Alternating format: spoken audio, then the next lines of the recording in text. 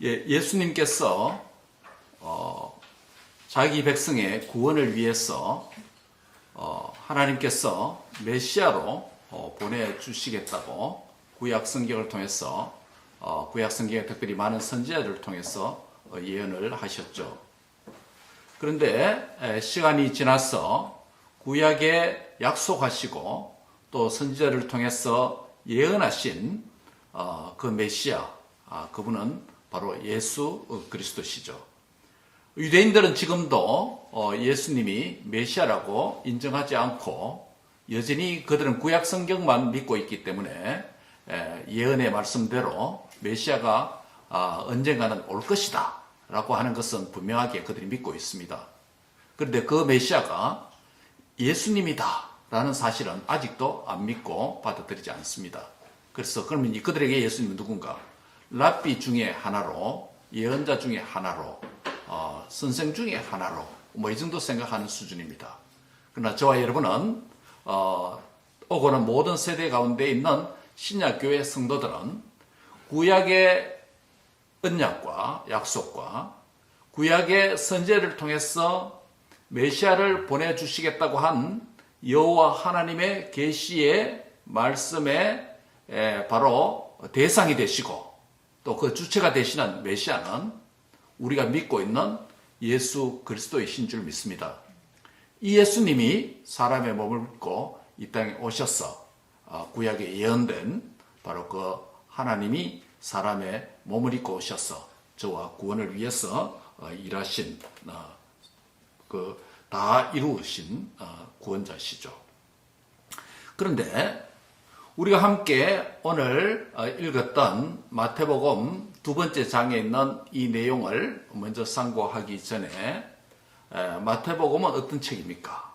마태복음은 예수께서 그리스도이시다 라는 것을 구약에 예언하셨던 그 말씀을 하나님께서 성취하셨다, 이루셨다 라고 하는 이런 관점으로 이 복음서가 기록되어져 있습니다. 그래서 이루려 하심이라 라고 하는 플레일로라고 하는 헬라어 이 동사가 마태복음에서 12번 나타납니다. 즉 무슨 용도로 사용되냐면 구약의 약속과 구약의 예언의 말씀이 예수님 안에서 예수님을 통해서 이루어졌다, 성취되었다라는 관점으로 말씀을 하고 있다는 것입니다. 이런 관점으로 마태복음 1장에서는 어떻게 말씀했습니까? 마태복음 1장은 예수님의 족보죠. 그렇죠? 아브라함과 다윗의 자손 예수 그리스도의 세계라 라고 말씀하면서 족보를 말씀하고 있습니다. 그래서 마지막에 요셉의 아들 예수님이 오셨다라고 말하므로 사람들의 이름, 구약의 족보를 통해서 예수님이 메시아로 오신 것이 성취되었다라고 말씀을 했습니다. 우리가 함께 읽은 마태복음 2장에서는 그러면 어떤 측면을, 어떤 예언을 성취되었다고 말씀합니까? 마태복음 2장에서는 예수님이 태어난 장소와 거주하셨던, 사셨던 장소, 이 지명을 통해서 예수님이 메시아다라는 예언이 성취되었다고 강조하고 있습니다. 특별히 어떤 장소가 나타납니까? 본문 6절에 보면 예수님의 출생 장소가 어디죠? 예, 베들레헴. 유대 땅에 있는 베들레헴입니다. 작은 타운이죠. 작은 도시입니다. 수도 예루살렘에 비해서 보잘것없는 곳이긴 하지만 예수님이 오시기 전에 이 장소는 그러니까 약 800년 전에 예수님 오시기 전 800년 전에 어떤 선지자가 예언했죠? 미가 선지자가 미가 선지자가 미가서 5장 2절에서 예수님의 출생 장소인 베들레헴에서 출생할 것이다 라고 예언을 했습니다.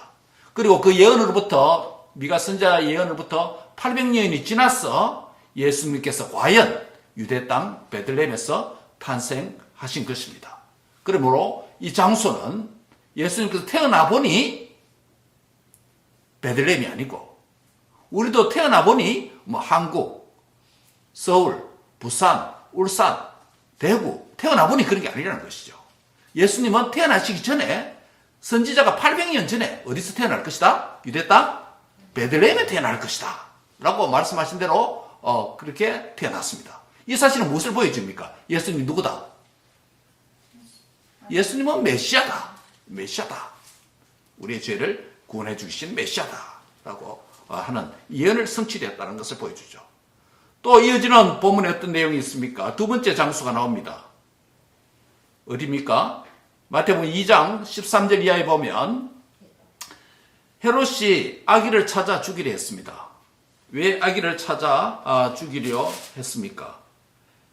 유대 땅 베들레헴에서 예수님께서 성탄하셨는데 저 동방에 있는 박사들이, 이 동방이라고 하는 것은 어디입니까? 오늘날 유대 땅 팔레스타인으로부터 동쪽입니다. 그럼 동쪽이 어디냐면 아수르 바벨론 지역입니다. 예, 아수르 바벨론 지역입니다. 오늘날 이라크 그리고 이란 땅입니다. 예, 그쪽에서는 일찍이 메소포타미아 문명이라고 그랬죠. 예, 티그리스와 유프라테 강 이 두 사이에 있는 땅이 메소포타미아인데, 메소포타미아라고 하는 거대한 지역 문화 안에 있는 나라들이 여러 개 있는데 그 대표적인 나라가 아수르 그리고 바벨론이죠. 이 바벨론 지역에는 고대로부터 천문학이 발달되었습니다. 여러분, 세계 3대 문화의 발상지가 어디입니까?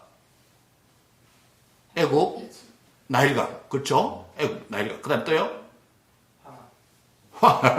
황강도 맞죠? 유프라테스강. 고대 건독의 유프라테스강. 예, 이 메소포타미아 지역이죠. 여기서 이 강 중심으로 문화가 발전합니다. 우리도 뭡니까? 독일도 라인강의 기적, 한국 무슨 강?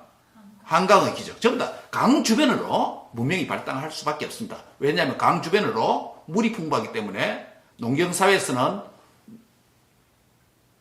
농사를 위한 물이 되고, 산업사회에서는 공장 기계를 돌리기 위한 뭡니까? 공업 용수가 되고, 그렇죠? 예. 그 다음에 생활의 터전이 거기에 있게 되고, 그 다음에 식수와 상하수도가 그 중심으로 발달되죠. 물이 있기 때문에. 그런데 강 주변으로 사람이 모여들게 되고, 먹을 것이 있고, 생산지가 있고, 문화가 강 중심으로 생겨나게 되죠. 바로 이 메소포타미아의 주변, 유프라테스와 티그리스 강의 이 주변에 문화가, 고대 문화의 발상지 중에 하나가 메소포타미아 문명이죠. 바로 여기서는 고도의 기술들이 발달합니다. 애굽에서 뭡니까? 자주 나일강이 범람하니까 이 범람을 방지하기 위해서 뭡니까? 청량을 해서 강둑을 높이고 건물을 어디에다 짓고 하는 청량술이 발달하고 수학이 발달하잖아요. 그렇죠? 건축술이 발달합니다. 여기도 마찬가지입니다.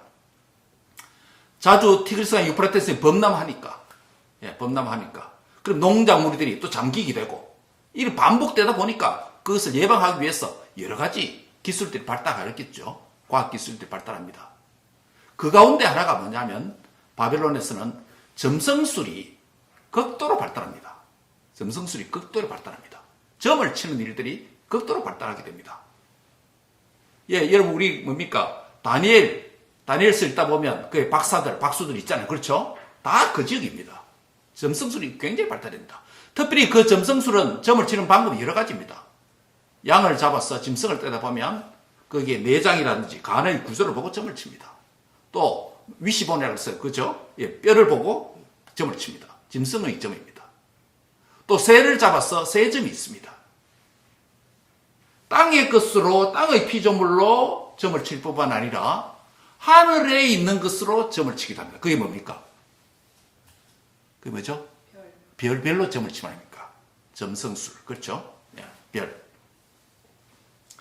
바로 동방에 있는 박사들이 고도의 천문학과 점성술이 발달한 그 지역에서 어느 날 갑자기 그들의 시야에, 그들의 관측기에 이상한 별이 발견되었습니다.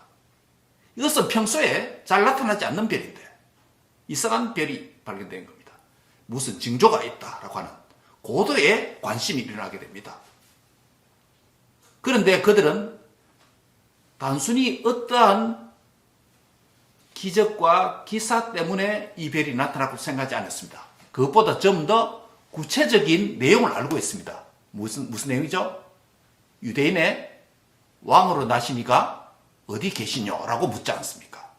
그러면 그 별이 무엇을 상징한다? 유대인의 왕으로 나시니 곧 메시아에 대한 생각과 이해를 바빌론 박사는 알고 있었다는 것입니다. 그러면 바빌론 박사들이 어떻게 알 수 있느냐? 뭐 여러 가지 생각할 수 있겠죠. 하나님께서 그들에게 직접 나타나셔서 계시하실 수도 있고 또 그렇지 않을 수도 있습니다. 그런데 우리가 일반적으로 생각하는 것은 뭐냐면 바빌론 지역이 어떤 지역입니까? 주전 582년경에 586년에 바빌론이 누구를 칩니까? 유다를 치지 않습니까? 예루살렘 멸망합니다. 그리고 유다의 포로들 어디를 잡아갑니까? 바빌론을 잡아갑니다. 바빌론 지역에 누가 삽니까? 유대인들이 살게 됩니다. 그 포로 생활 동안에 계시 문화 가운데서 메시아 사상 이것이 극도로 발달합니다. 하나님께서 자기 백성을 구원해 주시기 위해서 메시아를 보내주시겠다라고 하는 예언이 많은 선지자를 통해서 포로 후기 선지자 통해서 포르기 선지자를 통해서 많은 예언이 주어집니다. 그래서 아마 바벨론에 있는 이 박사들도 동방 박사들도 유대인들이 70년간 포로 생활을 하면서 그들에게 메시아를 보내주실 것이라고 하는 그 예언에 익숙해 있는 또 적어도 소문은 들었던 자들이라고 할 수 있겠습니다. 그래서 어느 날 세월이 지나서 그 메시아 사상이 바벨론 사람들에게도 알려지게 되고 2000년 전에 그들의 천체를 관찰하는 가운데 이상한 별이 움직임이 관측되고 저기는 유대 땅에 메시아가 유대인들에게 약속하셨던 그 메시아, 우리가 과거에 들었던 그 메시아, 유대인뿐만 아니라 인류를 위해서 위대한 일을 할 메시아가 탄생했구나 라는 사실을 적어도 알고 왔습니다. 그래서 오자마자 뭐라고 묻는 것입니까? 유대인의 왕으로 나시니가 어디 계시냐 라고 묻는 이유가 바로 그것입니다. 이미 그들이 알고 있습니다. 알고 있습니다. 알고 있습니다. 깜짝 놀랐죠. 유대인의 헤로드 왕이 현직 왕이 통치하고 있는데 새로운 왕이 태어났다고 하니 거의 모반, 반란의 수준 아닙니까? 탐욕적인 헤로드 왕으로서는 난리 아닙니까? 예, 난리죠. 그래서 그들에게 말합니다. 온 예루살렘이 헤로드 왕과 온 예루살렘이 듣고 소동했다라고 합니다. 격동했습니다. 왕이 태어났다고 하니까 우리도 이런 한번 생각해 보십시오. 지금 조 바이든이 대통령인데 새로운 대통령이 어느 날 갑자기 내가 대통령이다라고 그를 따른 무리들과 함께 나타났다고 생각해 보십시오. 뭐 나라가 난리 아니겠습니까? 예. 그래서 헤로드 왕과 온 예루살렘 듣고 소동했습니다. 그래서 헤로드 왕은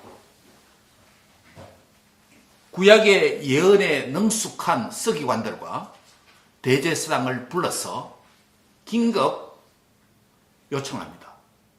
그렇다면 조상들에게 약속하셨던 그 메시아 어디서 태어날 것이냐 라고 찾아내라고 명령을 내립니다. 그들은 금방 찾아냅니다. 서기관들은 율법 두루마리 책, 율법에 대해서 오경, 선지서 예언에 대해서 능숙합니다. 이 당시에 신약 시대니까 오경 기록되어 있죠. 그렇죠?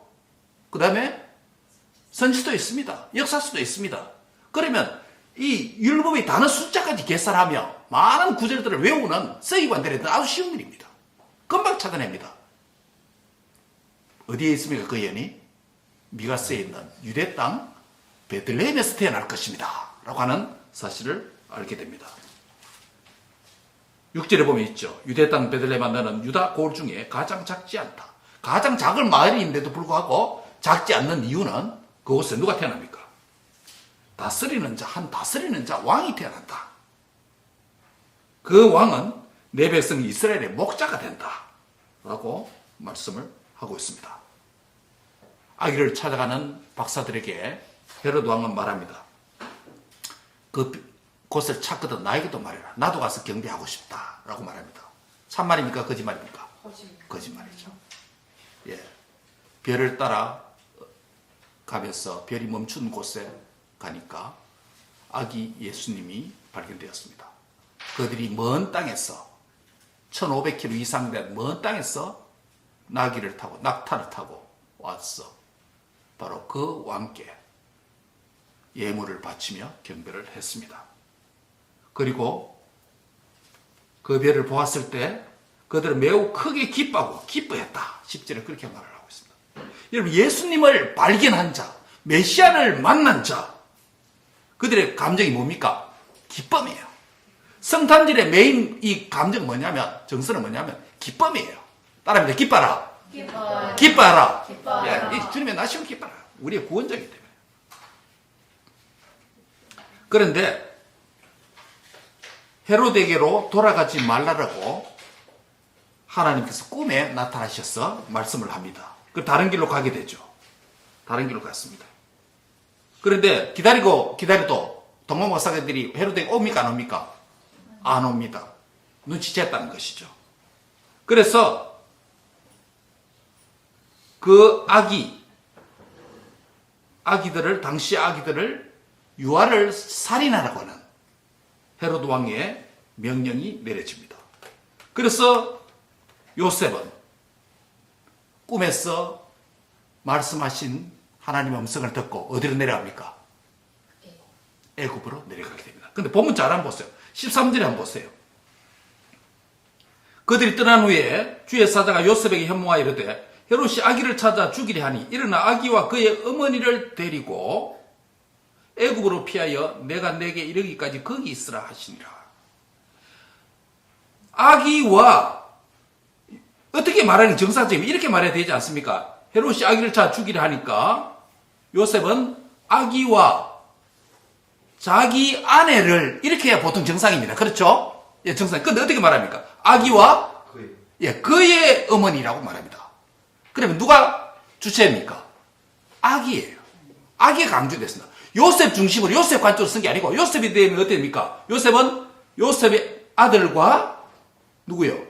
자기 아내를 데리고 갔다 이렇게 되는데 아기와 아기의 어머니를 데리고 어디로 갔다는 겁니까?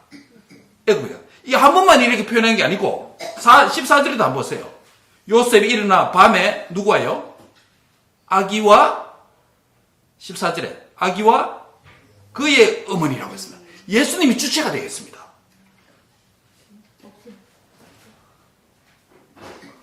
아기와 그의 어머니를 데리고 애굽으로 갔다는 것입니다. 예, 그 포인트 중에 오늘 본문 중에 하나입니다. 어제 우리 이선희 권사님 댁에서 추도 예배를 하면서 말씀을 특별히 우리가 드렸는데 어떤 말씀을 했습니까? 엘리사벳의 세례 요한을 잉태한 6개월 된 세례 요한의 어머니 엘리사벳 집에 예수님을 이제 막 잉태한 마리아가 방문했을 때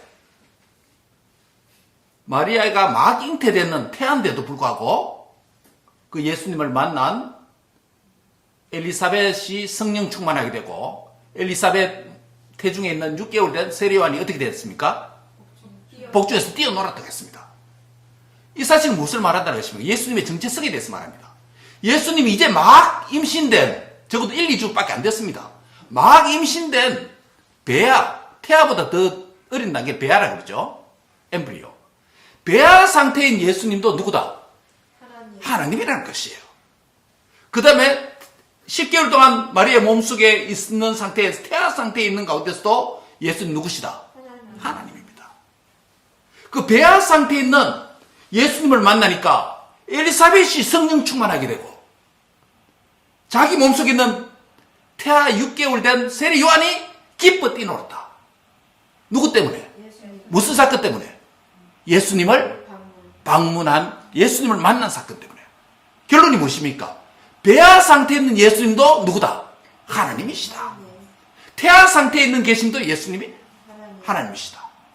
또 12살 때에 6월절 날 예루살렘을 방문해서 돌아오는 길에 부모님과 떨어져서 대사장들과 논쟁하고 대화하시던 12살 소년 예수님도 누구다? 하나님이시라는 겁니다. 그분이 공생애를 시작하고 사생애를 마치시고 30세쯤에도 그분 누구다? 하나님이시고, 십자가 죽으실 때 공생애 33세 기간에도 그분 누구다? 부활 성천하신 이후에만 하나님이 아니라 예수님은 사람의 몸을 이 땅에 입고 태어나시는 때뿐만 아니라 잉태 순간에도, 잉태 초기에도 그분은 하나님이라는 것이에요. 그분이 잉태되고 교육을 받고 율법의 교육을 받고 기도를 받고 자라가서 하나님 된 게 아니고, 그분은 처음부터 사람의 몸을 입고 막 잉태 순간에도 하나님이라는 것을 믿습니다. 예. 바로 헤롯이 아기를 찾아 죽이려 하니라고 말합니다. 오늘 본문이. 이 아기가 누굽니까? 예수님이고, 예수님은 하나님이십니다. 아기 예수님이 하나님입니다.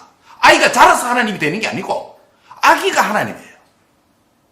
그러면 헤롯이 아기를 찾아 죽이려 할 때 요셉이 일어나서 아기와 누구의 모친? 아기의 모친 마리아를 데리고 애굽으로 갔다라는 것입니다. 우리가 생각할 때, 야, 예수님이 무슨 의식이 있었겠나? 요셉이 그냥 부모가 아기를 데리고 애굽으로 또 피했으니 그냥 딸려갔을 뿐이다. 아무 의지도 없어서 딸려갔을 뿐이다. 예, 인간적으로는 아무 의지가 없었습니다. 그럼에도 불구하고 그 아기는 하나님의 아들 예수님이십니다. 그리고 하나님의 주권적인 뜻에 의해서 요셉과 마리아와 아기 예수님은 애굽으로 내려갔습니다. 근데 요 사건, 요 본문이 구약이 어디에 있을까요? 호세아서 11장 1절 한번 보세요. 호세아 11장. 오늘 설교 포인트 여기 있습니다.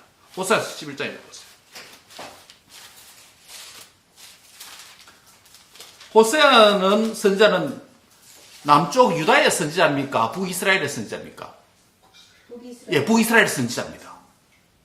북이스라엘 선지자가 어떤 내용으로 예언했겠습니까?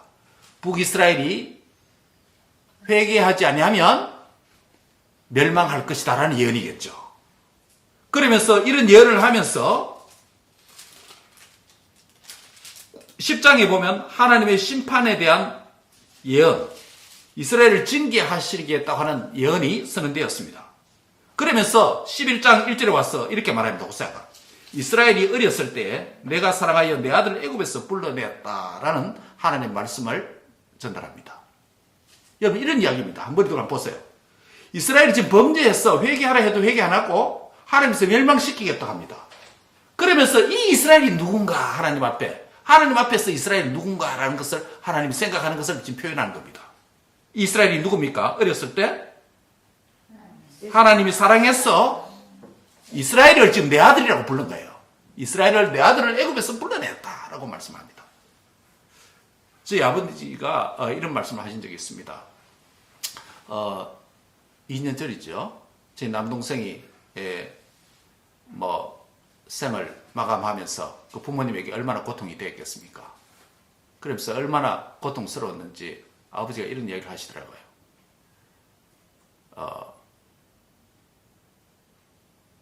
일종의 부모의 탄식이죠. 그때 예비군 훈련 갔을 때에 예비군 훈련 가면 남자들 한국에 예비군 훈련 가면 그 예비군 훈련 오면 정신교육 한다고 뭐 의사도 오고 뭐 이렇게 유명 인사들이 와서 교육을 하잖아요. 그래서 교육을 하면서 이런 말을 했답니다. 그 당시에 또 뭡니까? 인구가 많아서 인구 또 가족 계획을 세우는 이런 시즌이었습니다. 그래서 예비군 훈련에서 강사 와서 이런 말을 했답니다. 그래서 가족 계획을 해야 되지 않겠습니까? 이런 교육을 했다는 거예요. 그래서 이제 병원에 가서 뭐 정말 수술을 하라는 이런 이야기예요. 그때 우리 아버지가 고민했답니다. 그래서 의사에 가서 하니까 그래도 한 번 더 생각해보고 오세요라고 이런 말을 의사가 우리 아버지에게 그런 말을 하셨대요. 그러면서 하시는 말씀이 뭐냐면, 내가 그때 의사 말 듣고 수술을 했더라면 이놈의 자식을 안 낳았을 텐데, 그러니까 자식을 먼저 보내고 난 뒤에 고통스러워서 그 얘기를 하더라고요. 이 말씀을 읽을 때마다 그런 생각이 들어요. 이스라엘 백성들이 범죄해서, 내 아들, 하나님 아들 아닙니까? 범죄해서 멸망시키려고 징계하려고 하는데 거듭거듭 회개하라고 말했는데도 안 하고, 그 하나님 마음이 아프실 거 아닙니까? 그러면서 한때 생각합니다. 이 자식이 어릴 때에 내가 안 낳았으면 이런 심정이에요. 예, 근데 오늘 본문에 어떻게 되어 있습니까? 이 자식이 이스라엘이 어렸을 때 내가 사랑했어. 어디서? 내 아들 애굽에서 불러냈던 아들 아니냐? 내가 사랑했던 애굽에서 불러내는 마치 우리 아버지 음성이 들린 것 같아요.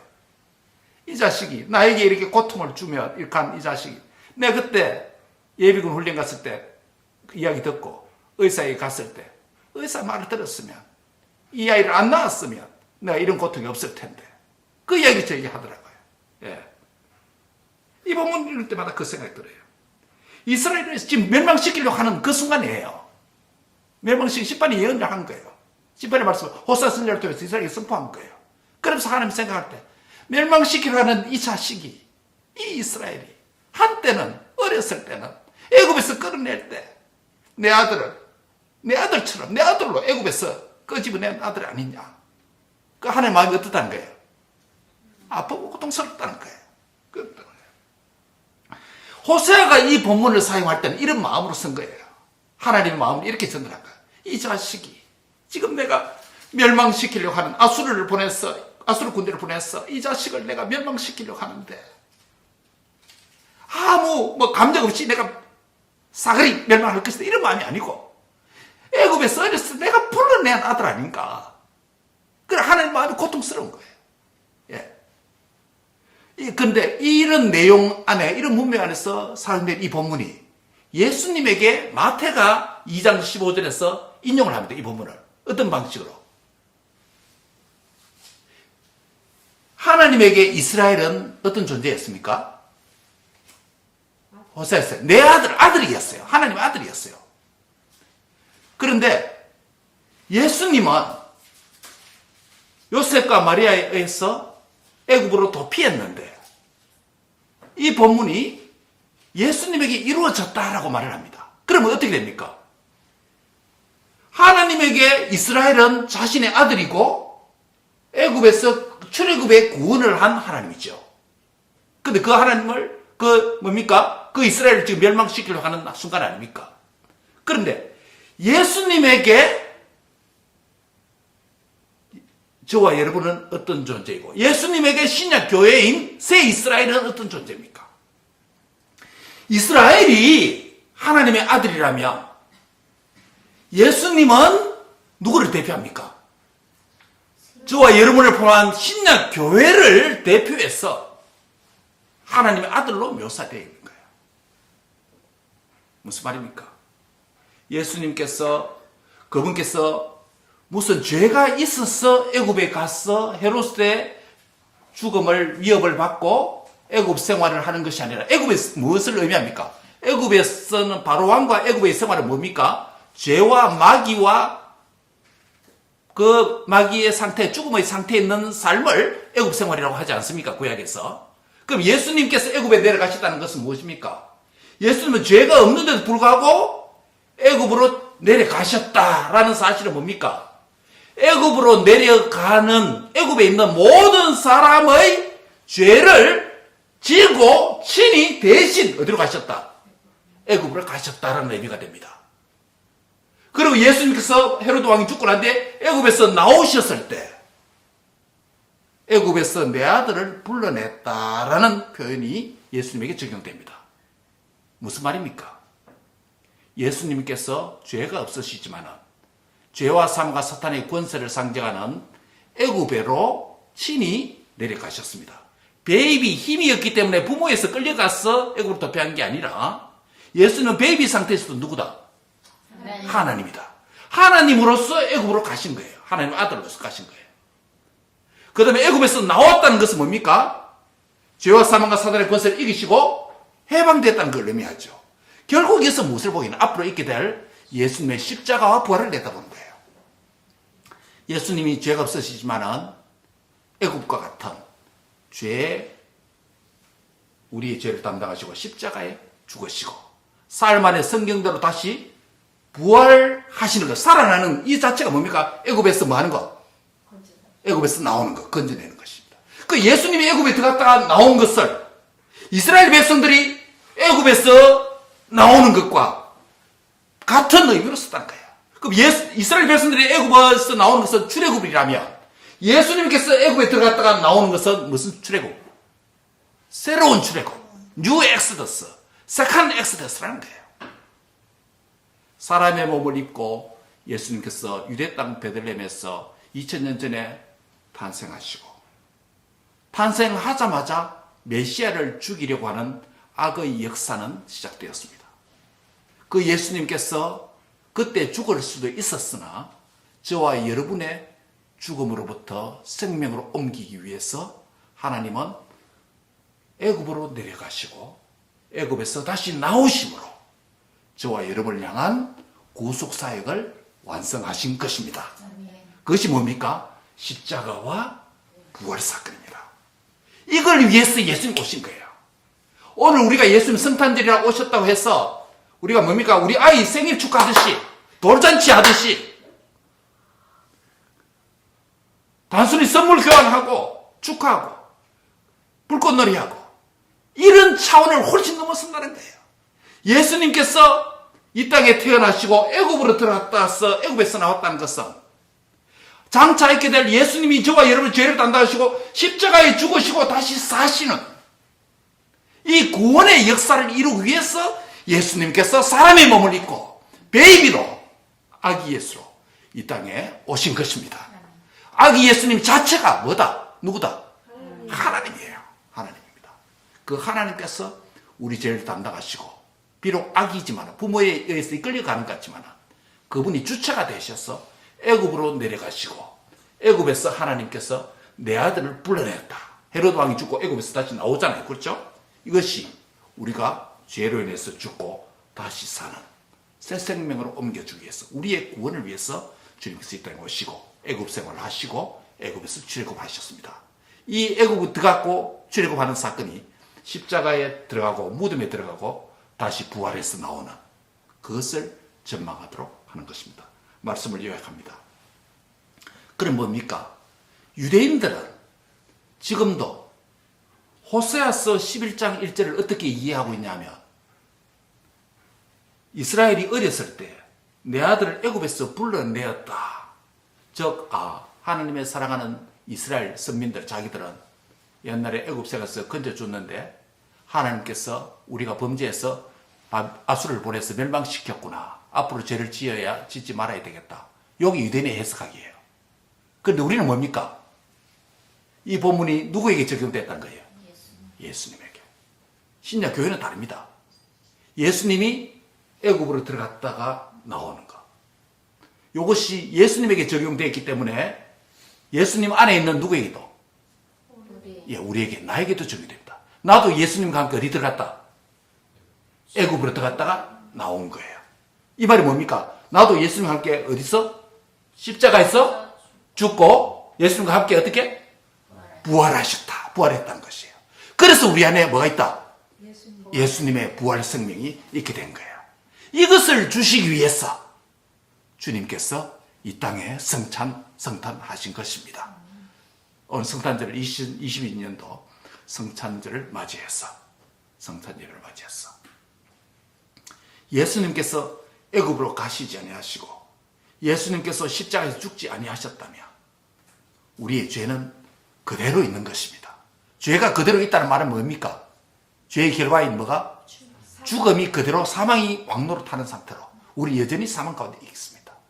이 사망에서 생명으로 옮겨주시기 위해서 우리를 애굽에서 약속의 땅 가나안으로 옮겨주시기 위해서 죄악의 애굽에서 천국으로 인도해 주시기 위해서 예수님께서 애굽으로 들어가셔서 애굽에서 나온 줄 믿습니다. 오늘 이것이 성탄의 진정한 의미다라는 것을 다시금 상기하고 남은 세월 죄악의 애굽으로 다시 돌아가는 삶이 아니라 호세아서 보면 여러분 이스라엘 백성들이 자꾸 애굽으로 돌아가려고 그래요. 자꾸 애굽으로 돌아가려고 합니다. 그런데 애굽으로 돌아갈 것이 아니라 누구에게로? 여호와께로 돌아오라라는 메시지 호세아서예요. 호세아는 이스라엘 백성들이 내 아들을 애굽에서 불러냈는데 자꾸 애굽으로 돌아가려고 하는 거예요. 우상을 숭배하고 애굽으로 돌아가려고 하는 거예요. 그런데 하나님은 애굽으로 돌아갈 게 아니라 누구에게 돌아오라? 여호와께로 한번 따라합니다. 여호와께로 돌아가자. 하나님께로 돌아가자 그래요. 우리도 주님과 더불어 애굽에서 나왔다면 어디로 돌아가지 말고 애굽으로 돌아봐. 죄악 세상 옛성품으로 애굽으로 돌아가지 말고 누구에게 돌아간다? 하나님께로 돌아가는 사람이 된다. 그 성탄절의 의미 우리에게는 하나님께로 돌아가는 기회가 되자. 하나님의 구원을 기억하고 하나님께로 돌아가자. 여러분의 모든 가정과 자녀들과 가족들이 우리 자녀들의 미래 세대가 애굽으로 주님이 우리 대신 내려가시고 애굽에서 나오신 것처럼 이제는 우리가 애굽으로 이미 애굽에서 나왔기 때문에 죄악 세상에서 해방됐기 때문에 애굽으로 내려가지 말고 하나님께로 돌아가는 그런 모티브, 기회가 이 근본 성탄절이 되기를 바랍니다. 이번 성탄절로 말미암아 우리 가정이, 우리 자신이 하나님께로 더 가까이 가고 하나님께로 돌아가는 그런 은혜가 있기를 주의 이름으로 축복합니다. 기도하겠습니다. 하나님 감사합니다.